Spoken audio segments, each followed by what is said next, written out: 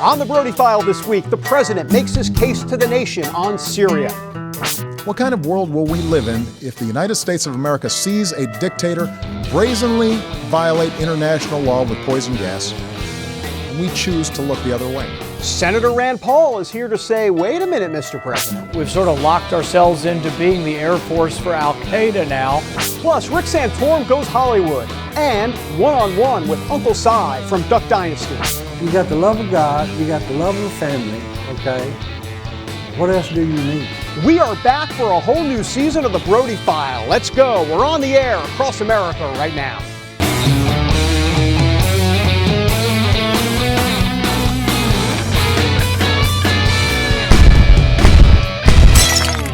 And welcome to the Brody File. We're back from our summer hiatus. I got to tell you, we had a great time. Thanks for asking. The highlight? Eating. Lots of it. Some of it, by the way, messy at times. But speaking of busy, President Obama has sure been a busy bee. Unfortunately for him, many members in Congress from both parties think he's been busy making a mess of things when it comes to Syria. So, the Brody File has a name for our Syria coverage. We are calling it Syriacare. So why Syriacare? Well, it's just like Obamacare because it's a complicated mess and President Obama is pushing a plan that more than half the country disagrees with. So, should we strike Assad and his chemical weapons compound or not? But now the plot thickens because Russia, Syria's ally, is proposing that Syria subject their chemical weapons to international inspection. Here is the president's view. America's not the world's policeman. Terrible things happen across the globe, and it is beyond our means to right every wrong. But when, with modest effort and risk, we can stop children from being gassed to death and thereby make our own children safer over the long run, I believe we should act. That's what makes America different. That's what makes us exceptional. For more on some of the resistance to the president's plan, we bring in Senator Rand Paul, who says the last thing we need to be doing is getting involved in the Syrian crisis. Senator Paul, thanks for joining us. Appreciate it. Glad to be with you. Listen, on Syria, as it relates to this diplomatic effort that's underway with Russia and Syria and a few other cast of characters, if you will, what is your sense on on that proverbial 1 to 10 scale, whether or not you think something like this might potentially be able to get done diplomatically? You know, I think it's 50-50, but it's a step in the right direction. My concern always has been that a military strike on Assad could make things worse. I'm concerned because on the one hand, we have a dictator who appears to have gassed his own people, but on the other hand, we have Islamic rebels who've been seen eating the heart or liver of Syrian soldiers. We have Islamic rebels who've razed Christian communities. We have Islamic rebels who've kidnapped Orthodox bishops. So there's really a lot of atrocity on both sides and no real clear-cut, I think, friend of America. I don't think there's any question that if you lined up and had a whole list of, quite frankly, bonehead moves by the White House on this situation, you'd have a long list. But what do you think is one of the top mistakes that this president has made during this crisis that we are calling Syriacare here at the Brody File? Well, you know, I think the biggest mistake was drawing a red line. I think that we should condemn these attacks. We should do everything we can to hold Assad accountable. But when you say absolutely that we're going to have a military attack because of these chemical weapons use, then I think you lock yourself into a position.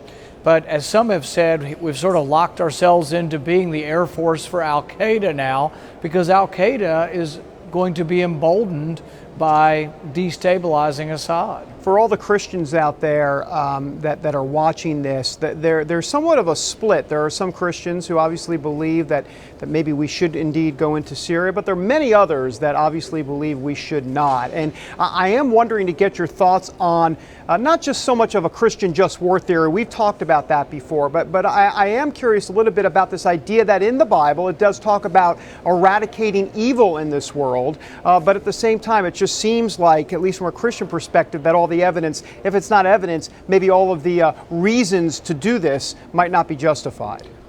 You know, I am not a biblical scholar or a theologian, but I would say that from my reading of the Bible, I don't see evidence that Jesus was encouraging an armed bringing of goodness to the world. I don't think he was going, if Jesus were here to say, oh, I'm going to eradicate evil, I don't think he meant through force. And I don't think many people would interpret his message to be one that he was for an armed reforming of the world. You know, this situation in Syria poses a lot of difficult questions, and there are arguments to be made on both sides, but it is time now for the Brody File commentary. First of all, with Russia's proposal to have Syria place their chemical weapons arsenal under international control, a diplomatic breakthrough may very well be possible. But whatever ends up happening, let's start by asking a very simple question.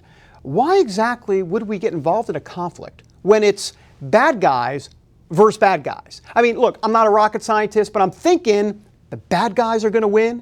I mean, seriously, it's hard to make the moral argument against Assad when the other bad guys could very well get their grubby little hands on Assad's stockpile of chemical weapons.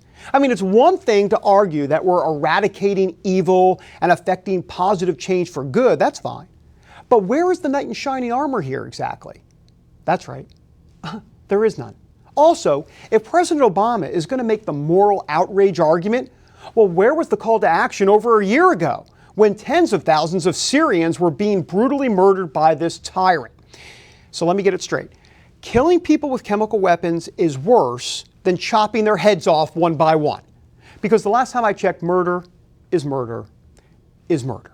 Yes, Assad broke international norms on chemical weapons, and that makes this decision difficult for sure. But don't make the moral argument when it's filled with hypocrisy. That really does not fly. I mean, if you're going to make the moral argument, then a stronger case would be for boots on the ground, where you decisively take control of the situation. Otherwise, lobbing a couple of missiles just leads to organized chaos. The larger question is this: what is the end game, and where does all of this lead? And the sad part is that nobody can answer that. We're going to have a lot more to say about Syria in upcoming Brody File commentaries. But when we come back, inside the Obama-Romney 2012 presidential race, the nitty-gritty detail, all in a new book. We're back in a moment as the Brody File rolls on from D.C.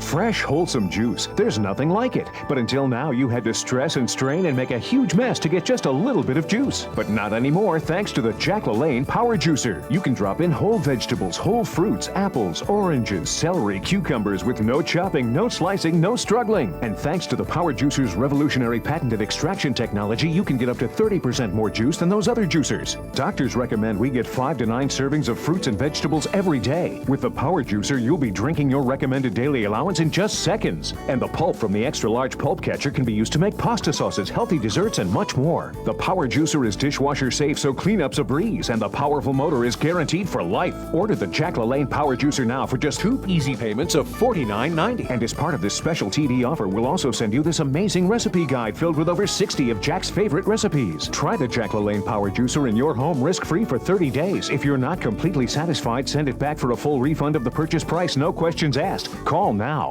Life can be tough. There are challenges for all of us. Jesus told us to pray for one another, and that's exactly what we want to do. On 700 Club Interactive, we use technology to bring Christians together to pray for each other. Meet others just like you and talk or share with them in real time. Watch God work miracles in people's lives. Be part of 700 Club Interactive, weekdays at 11 a.m. on CBN.com. The Brody File is back on TV. Yippee! Well, it's 2013, and you know what that means, right? 2016 is just around the corner. Yes, it is time already for the 2016 presidential election. All right, so who are the most likely Republican contenders? Well, here's how the Brody File sees it. First of all, Senator Rand Paul, definitely running. Bet the ranch on that. We think Senator Ted Cruz is going to get in. Senator Marco Rubio is going to get in as well. Chris Christie, you bet. The New Jersey governor almost sure to run. Now, Jeb Bush, we're not quite sure about. We're on the fence about whether he's going to get in. And we're also not sure about Wisconsin Governor Scott Walker. But we wouldn't be surprised. Oh, by the way, sorry, young ladies, Justin Bieber, not running for president? I mean, maybe he's going to run for president of the I'm out of control on the road club, but not the White House. Well, who knows? Maybe. Maybe someday. Never say never. The Brody File is looking forward to covering the presidential race in 2016. But let us hearken back, shall we, to 2012. Now, many, Obama versus Romney, and there are many conservatives that would love to forget about this race. But award-winning Washington Post columnist Dan Balls provides new insight and perspective with his new book. It's called Collision 2012, Obama versus Romney and the Future of Elections in America. Dan joined us recently in studio. Talk to me a little bit about the undertaking and how much this entailed, because this is quite detailed. Tell me about it. Well, it was a 2-year project. It started right after the midterms, the 2010 midterms, and it involved, I was obviously covering the race on a daily basis for the Washington Post, but along the way I was trying to do as many interviews for the book as I possibly could.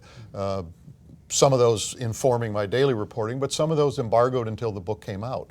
So this book is based on not only the things I covered personally and the events we all witnessed, but several hundred interviews recorded, most of them transcribed, and then a lot of interviewing after the election itself. I mean, as you know, people are only so willing to talk about what really was going on at any given moment after things are settled. Right. And so there was a lot of reporting that went on afterwards. I am curious now that we're moving into that 2016 presidential cycle. Are there some things that are in this book that maybe we can glean or start to think about as it relates to 2016? Or is there some themes, or the 2016 book might very well be a very, very different, altogether different book than 2012? Well, I think if there will be 2016 books, and they will be different from 2012 right. and 2008, the cast of characters changes and the state of the country changes. And so, every 4 years you get a different snapshot, and therefore you get a different book. I think there's two ways to answer that very good question. One is there's things we saw in the way campaigns were run this time. The role of Twitter, the role of social media, the rise of super PACs, the importance of debates, the importance of analytics and modeling and research. All of those are techniques which will be, I think, even more important in 2016. So that's one thing to keep watch on. How have those changed our politics? To what extent was 2012 a harbinger of what we're going to see in 2016? But the other is those big forces. I mean, to what extent did we come out of 2012 even more red and more blue? I mean, I would argue that in some ways, when we talk about red-blue America now almost in a cliched sense, and yet I think you could almost argue that red America came out of 2012 even redder, and blue America came out even bluer. And that is a division in our politics. It's a division within our country that will certainly have an impact on 2016. Dan, a pleasure. Thanks so much. Thank you, Dave. Appreciate it. That is Dan Balls on the Brody File. By the way, I'm sure you're wondering where Jenny is. Well, she is normally right here in the B block, but don't worry, put down the heart medication. She's coming up soon, a little later in the show. She's got a great story with Uncle Si of Duck Dynasty fame. Jenny and the Dynasty's top duck, one-on-one deep in the South in West Monroe, Louisiana. My, oh my, you don't want to miss that. Okay.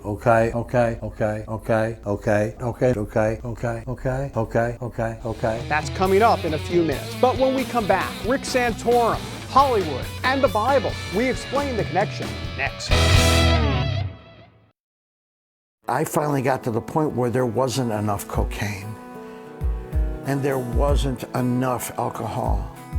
Welcome to the 700 Club. They started discussing between the two of them a need to pray for this guy. Call on the name of the Lord. Come on, God, give me the buzz. I was joking around. I was daring God. They finished praying, and Ben says, the guy we were praying for didn't get the buzz he was looking for. My heart stopped. He spoke to me that night and he said, when you're serious, scream out the name of Jesus and he'll save you. And I remember what Ben said, and I screamed out, Jesus, Jesus, help me, save me. The very second I did that.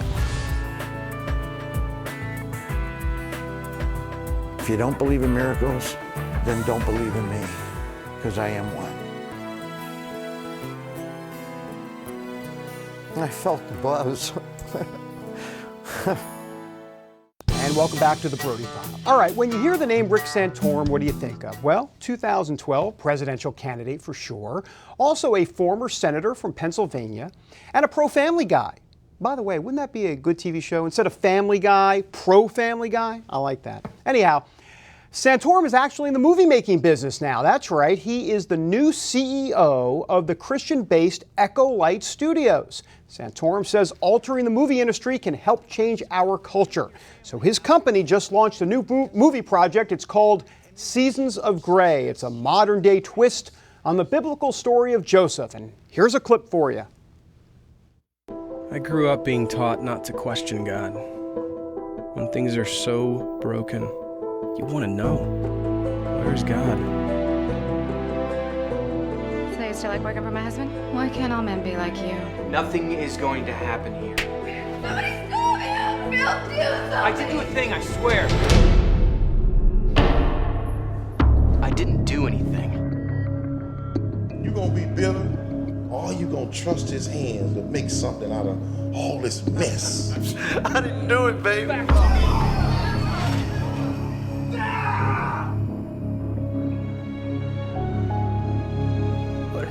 What did I even do?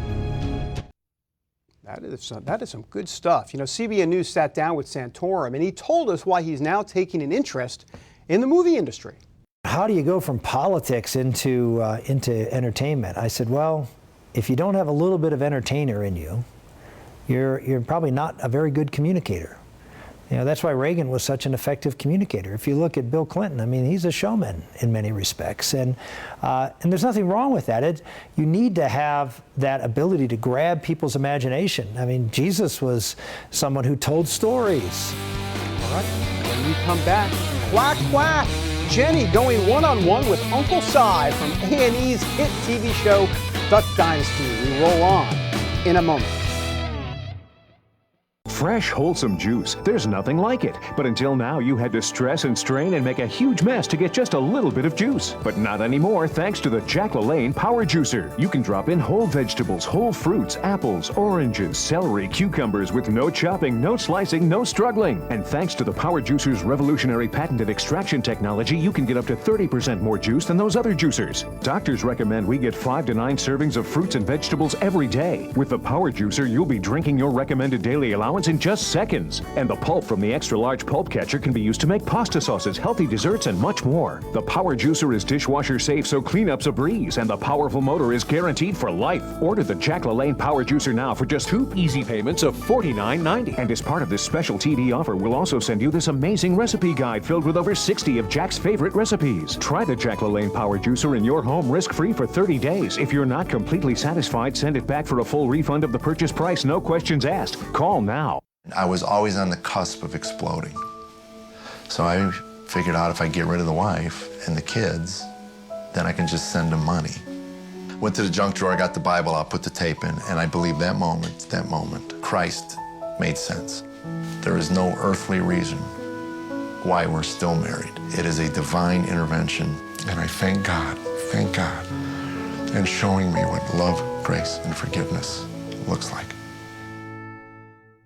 Introducing the all-new Gizmo's Bible Adventures from Superbook.tv. This delightful full-color 30-day devotional is filled with fun puzzles and activities you can do with your children, and it's absolutely free. Kids will love finding out how to grow as a Christian from Chris, Joy, and Gizmo, their Superbook friends. Parents, please visit Superbook.tv and click on the Gizmo's Bible Adventures link to download this booklet today. It can help build a wonderful life for your kids.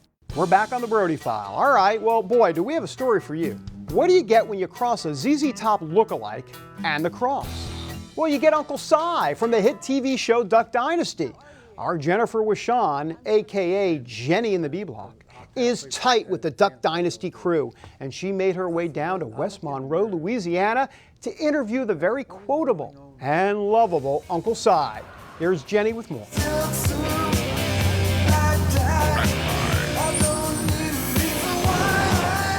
When Duck Dynasty began, Uncle Si was only slated to appear occasionally, but that soon changed. There is not but one master blaster, and that'd be yours truly. Now, at 65 years old, he's finally discovered his gift, making people laugh. I look in the mirror every morning. What is going on here?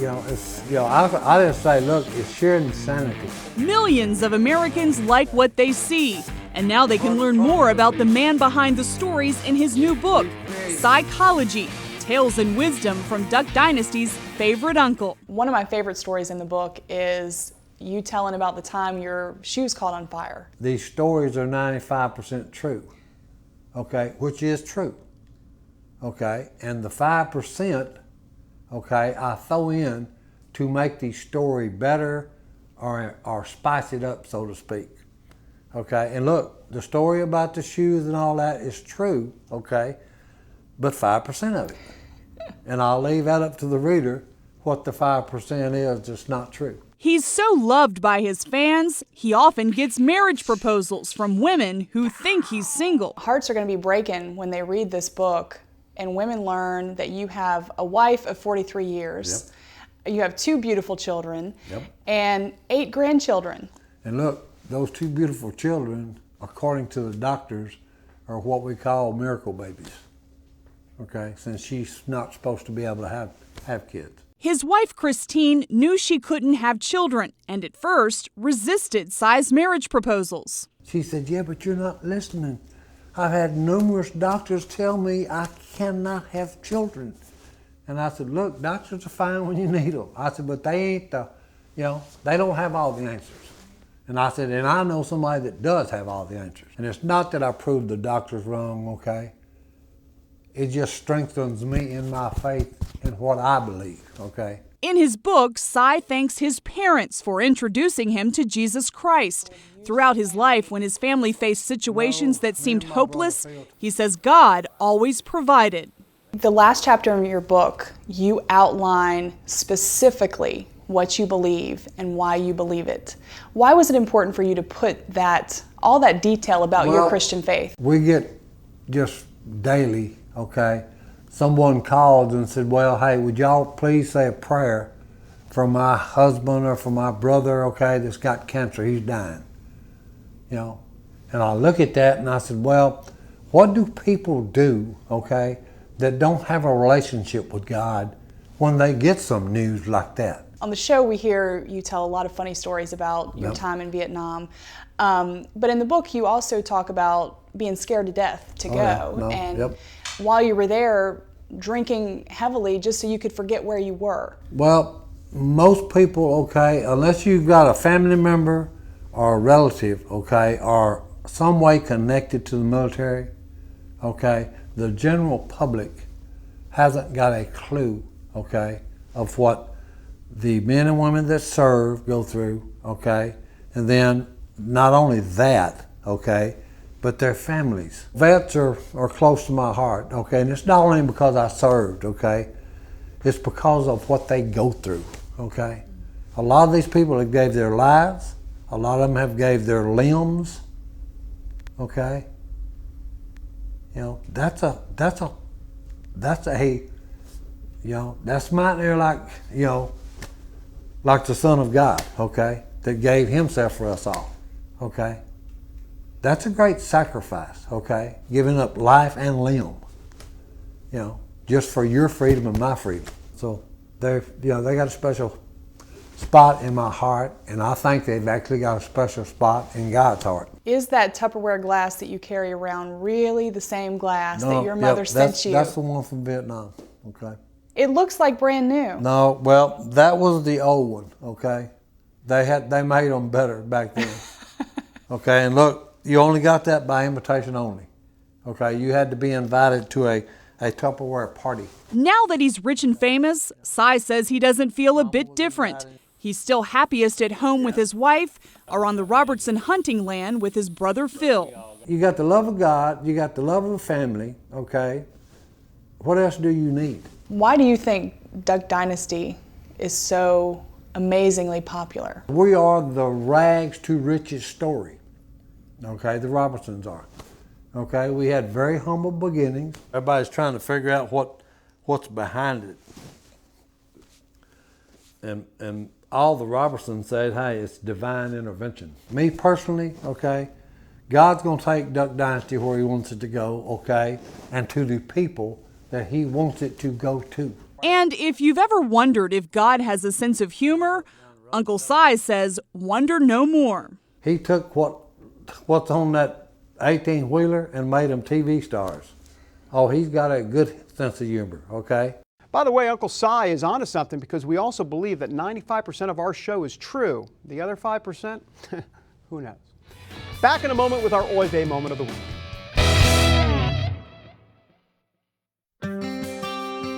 We created this website as a place where kids can learn the Bible in a whole new way.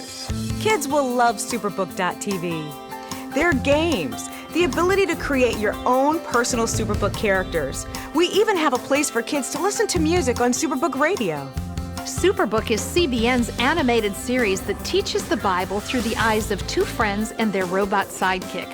We're going to tell stories all the way from creation to Christ's return. The website also teaches kids life lessons. Parents can spend time online with their kids learning about the Bible. Superbook and Superbook.tv are entirely gospel-centered, and by supporting it, you'll help bring God's Word to children all over the world. We're reaching a new generation with the gospel of Jesus Christ. Together, we can give today's kids the truth of the Bible in a fun and exciting way that will change their lives. Visit Superbook.tv today. Finding video on CBN.com just got easier. We've taken all our video, the 700 Club, news, testimonies, teachings, plus our 24/7 channels, and put them in one convenient location, CBN TV. Watch what you want, when you want. It's all simple to find, and now easier than ever to email a story to a friend. CBN TV on CBN.com. All right, welcome back to the Brody File. What do you get when you cross New York City with Anthony Weiner and some Jewish chutzpah? Well, you get the Brody File Oy Vey moment of the week.